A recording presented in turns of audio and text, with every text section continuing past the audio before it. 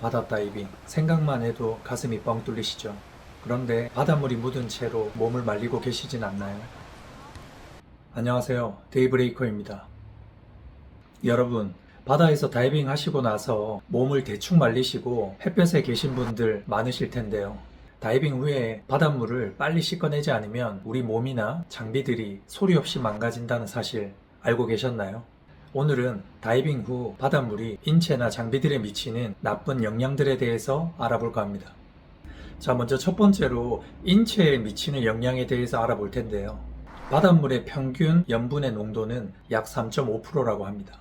우리 몸의 체액인 농도인 0.9%보다 훨씬 높죠. 이 때문에 우리가 아는 삼투압 현상이 발생하게 되는데요. 이 삼투압 현상은 농도가 낮은 곳에서 높은 곳으로 수분이 이동하는 현상이라고 생각을 해주시면 됩니다. 즉, 피부에 묻은 바닷물이 우리 인체의 수분을 다 빼앗아 간다라는 뜻입니다. 지금 이보다 더 큰 문제는 수분이 증발하고 남은 소금 결정입니다.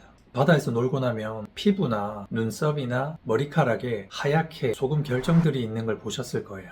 이 하얗게 생긴 소금 결정들을 확대해서 보면 둥글둥글한 게 아니라 유리처럼 아주 날카롭게 되어 있는 것을 확인할 수 있는데요. 이 상태에서 피부를 문지르거나 수건으로 세게 닦으면 어떻게 될까요?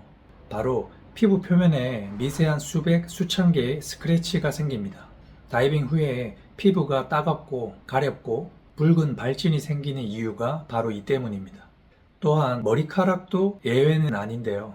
우리 머리카락에는 이 모발을 보호하기 위해서 단백질로 형성된 각질층이 있는데요. 이 각질층을 큐티클이라고 합니다.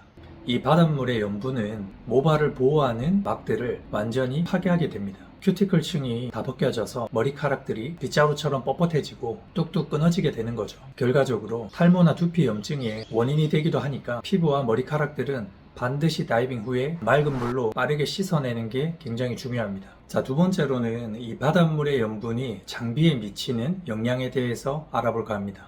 프리다이버나 스쿠버들이 공통적으로 사용하는 장비에 대해서 말씀을 드리면, 첫 번째는 네오프렌으로 된 수트, 그리고 실리콘으로 제작된 마스크, 스노클, 다음으로 핀이 있겠죠. 롱핀.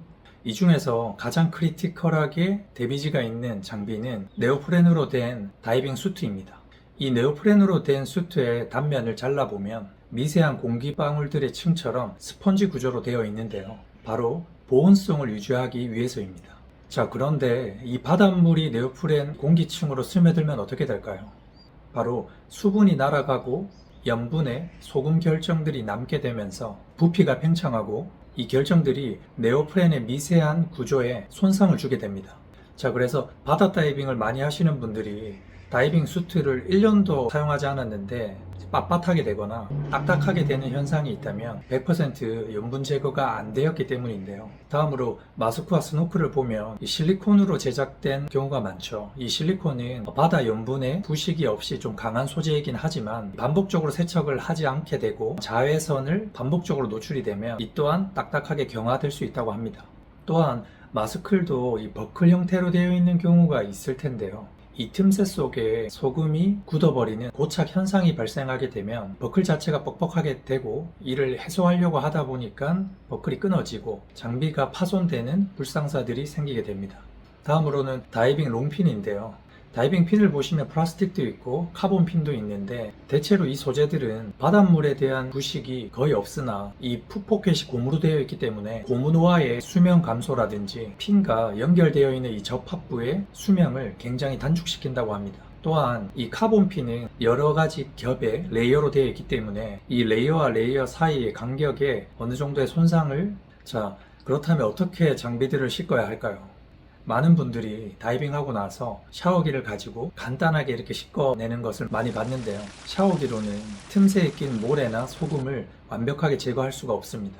가장 좋은 방법은 침수, 즉 물에 담궈 놓는 것입니다. 다이빙 센터 앞에 보면 항상 수돗물로 가득 채운 큰 대야를 보셨을 텐데요. 이 큰 대야에 담수를 가득 채우고 이 다이빙 장비들을 최소 30분 이상을 푹 담궈 놓으시면 됩니다.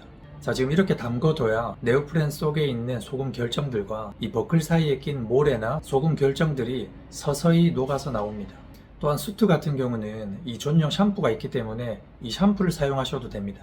자, 그리고 가장 중요한 점은 건조할 때인데요. 이 햇볕에 건조하시면 안 되고 반드시 직사광선을 피하신 곳, 그늘이 있는 곳에서 건조를 해주시는 게 이 직사광선으로 인한 장비의 손상을 최소화할 수 있습니다. 바다는 우리에게 너무 큰 즐거움과 자유를 주지만 그만큼 우리가 제대로 관리하지 않으면 많은 흔적을 남기기도 합니다. 오늘 제가 설명드린 두 가지 관점인 삼투압과 소금 결정으로 인한 신체 손상, 그리고 장비의 구조를 파괴하는 소금 결정들로 인한 염분 고착, 이것만 기억하셔도 여러분의 피부 건강과 장비의 수명을 몇 배는 늘릴 수 있다고 생각이 됩니다. 자, 오늘 영상이 도움이 되셨다면 구독과 좋아요 부탁드립니다. 항상 안전하고 즐거운 다이빙 하셨으면 합니다.